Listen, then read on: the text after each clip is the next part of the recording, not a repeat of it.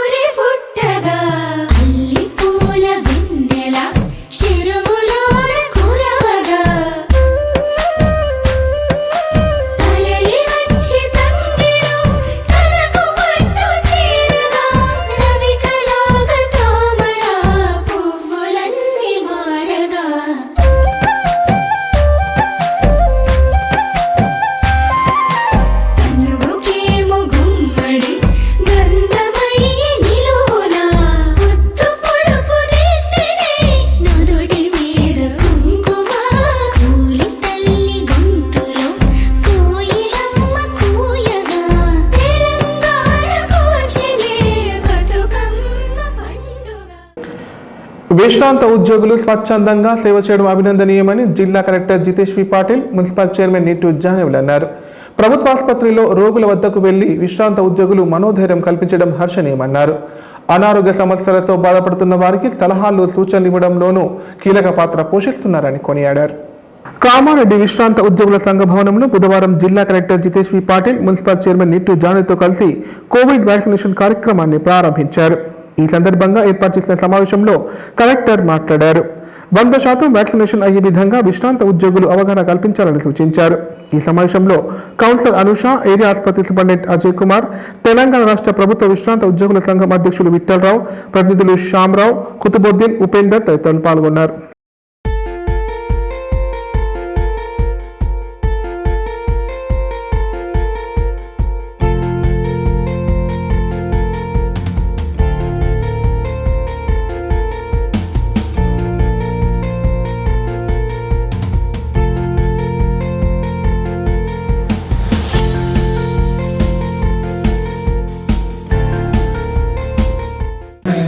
అంటే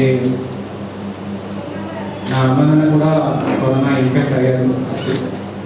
సో ఆ భయం ఏముంటుందో మా తల్లిదండ్రులకి కరోనా వచ్చిన తర్వాత భయం ఏముంటుందో నాకు అది తెలుసు. ఎందుకంటే నేను మన జాబ్ వల్ల, ఉద్యోగం వల్ల నేను వెళ్ళలేకపోయాను అక్కడ. అసలు వాళ్ళకి ఏం సహాయం ఇవ్వలేకపోయాను. కానీ ఫోన్లో మాట్లాడితే వాళ్ళు వ్యాక్సినేషన్ తీసుకున్నారు కాబట్టి నాకు కొంచెం ఒక ఆధారం ఉండేది. బట్ ఓకే, వ్యాక్సినేషన్ అయింది, అంతా ఏం ఇబ్బంది రాదు.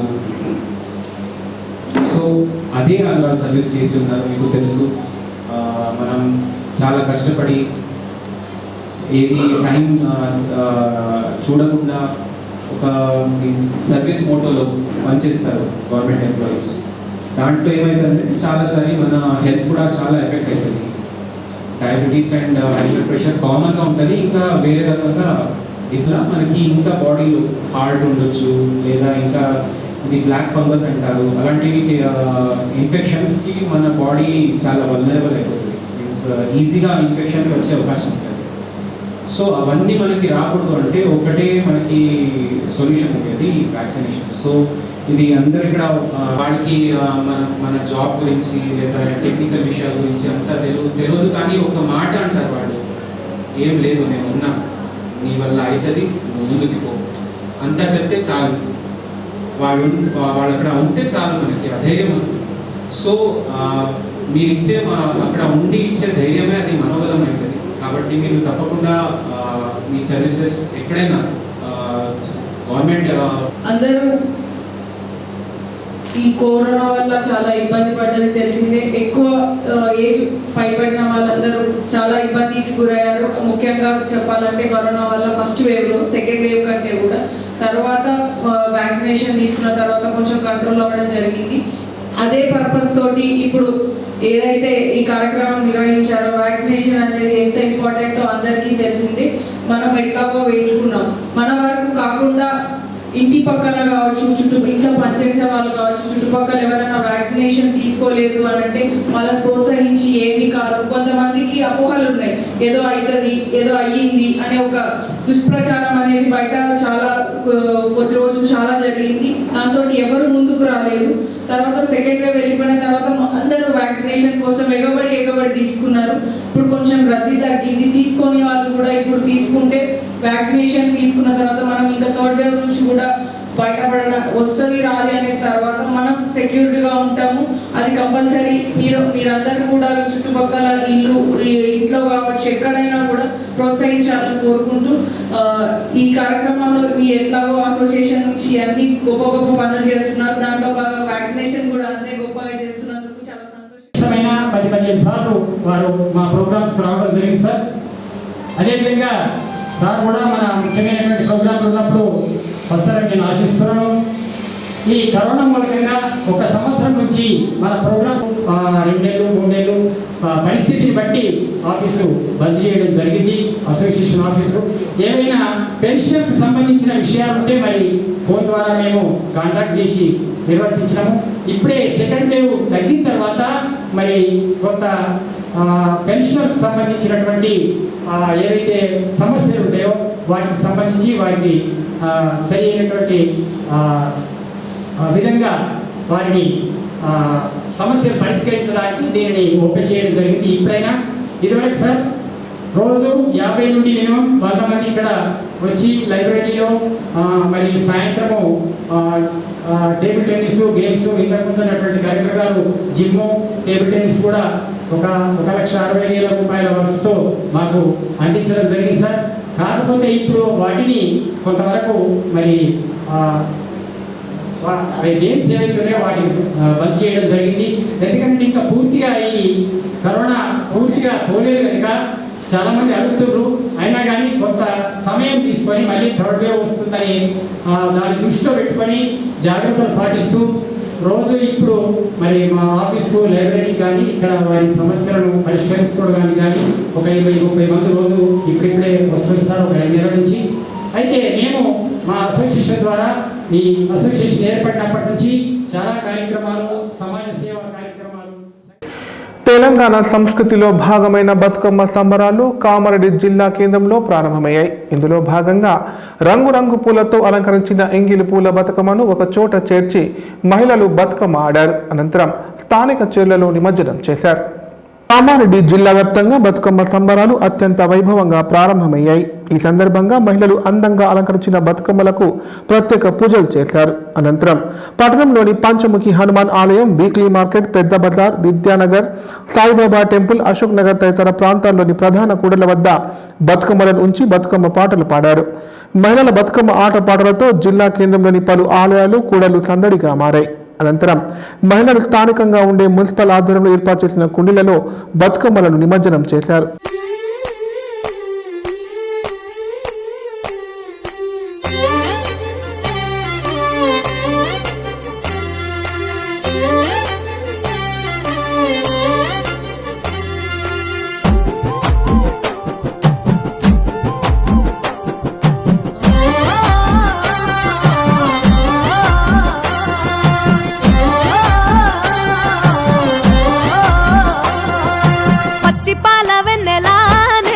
పారబోసినట్టు పూసెనే గునుగు పూల తోటలు, పచ్చి పసుపు గొమ్ములో పసుపు తీసి రాసినట్టుగా పూచె తంగెడు కొమ్మలు వేల రంగుల పువ్వులో బతుకమ్మని చీరలు కోనేటిలో కలువలో గౌరమ్మని రవికలు ఎంతటి అందాల మహారాణివే నీ చుట్టూ పూలన్నీ చలికత్తెలే నిన్ను చూడాలని ముందుగా వచ్చిందే పువ్వుల దీపావళి బతుకమ్మ రాకతో మావాకిలి మురిసెనే పాటతో ప్రతిలోగిలి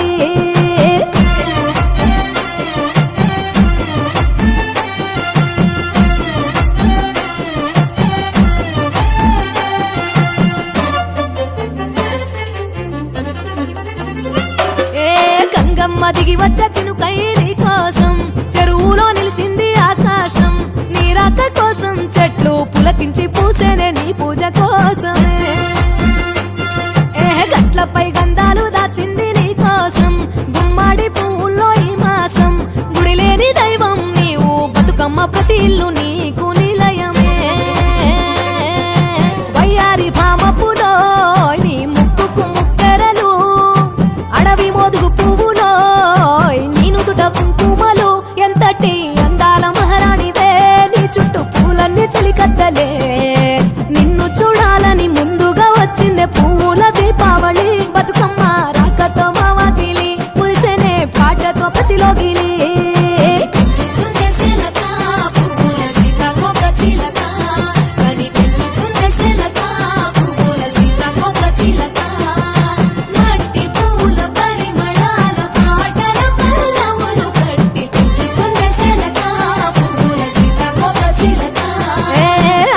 పట్టులో తీపిని నీ కోసం ఉయ్యాల పాటల్లో కలబోసాం ఆ పాటలిట్టు నీవు ఊరేగరావే పల్లెటూర్లలో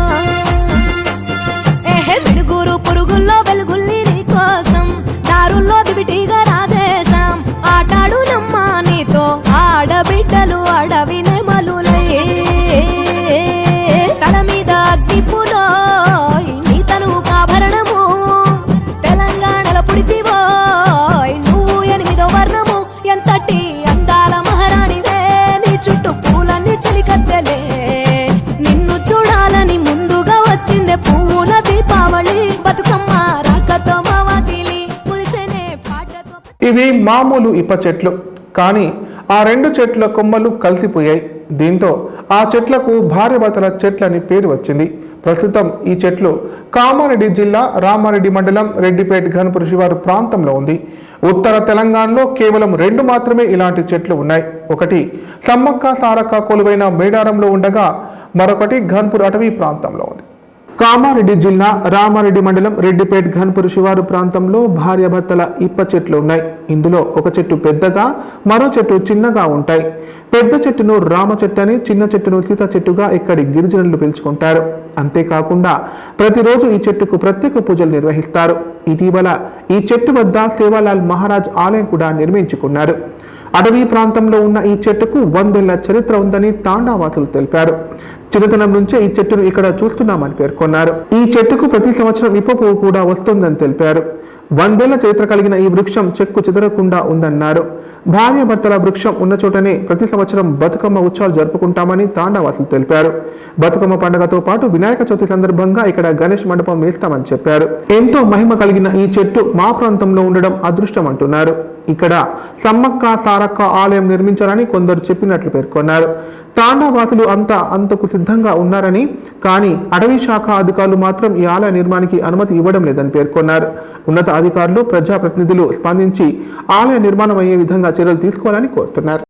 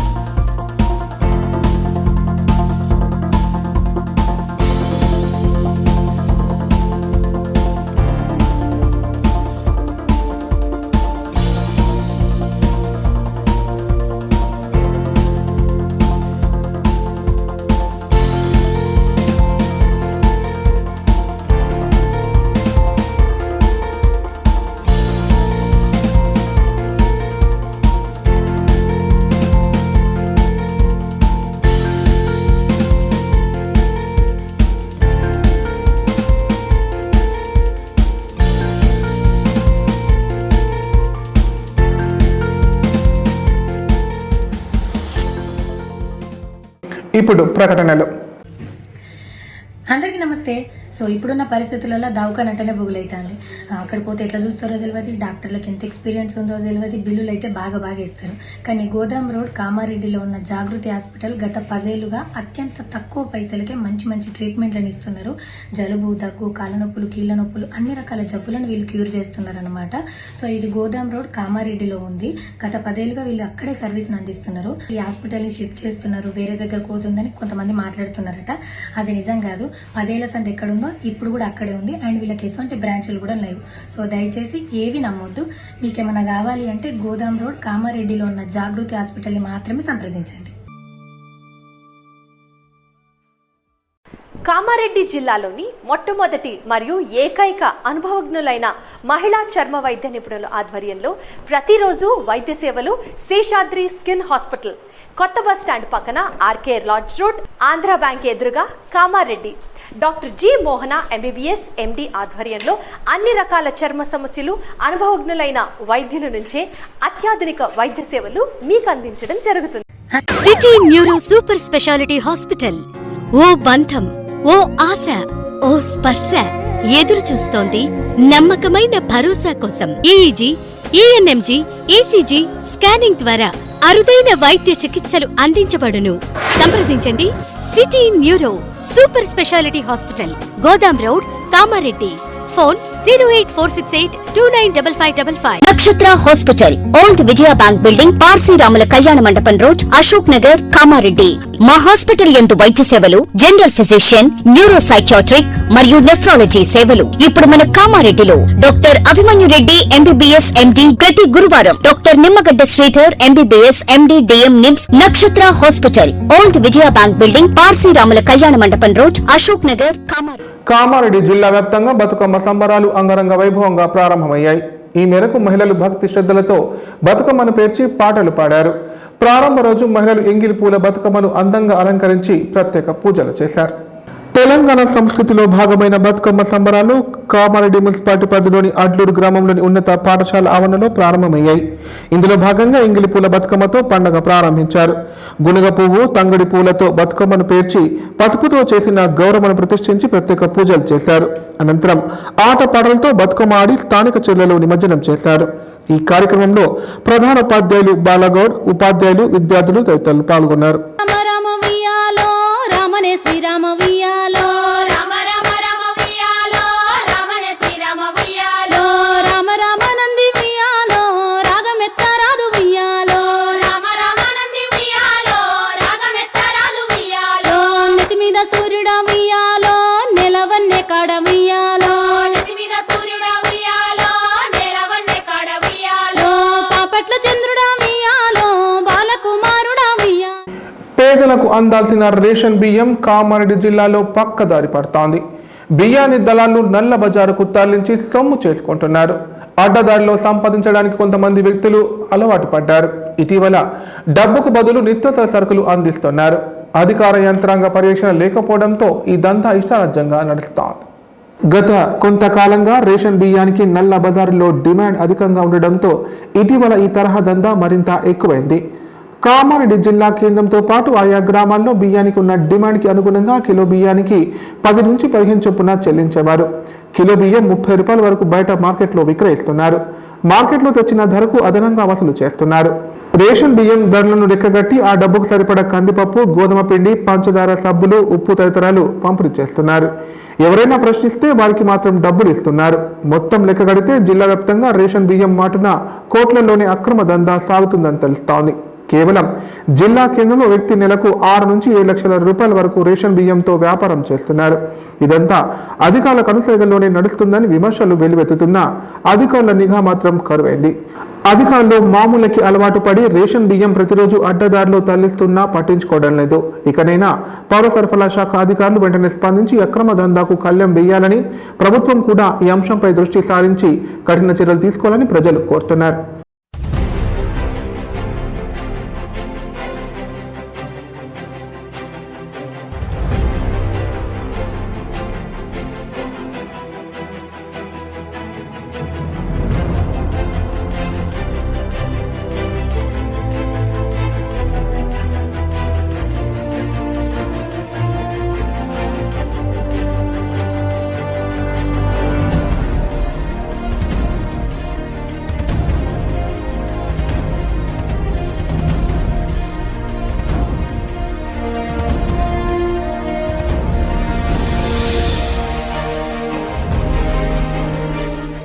వార్తలు ఇంతటితో సమాప్తం. తిరిగి ప్రసారమయ్యే వార్తలు మళ్ళీ కలుద్దాం. అంతవసరం నమస్కారం. చూస్తూనే ఉండండి K9 ప్రతిక్షణం ప్రజాపక్షం.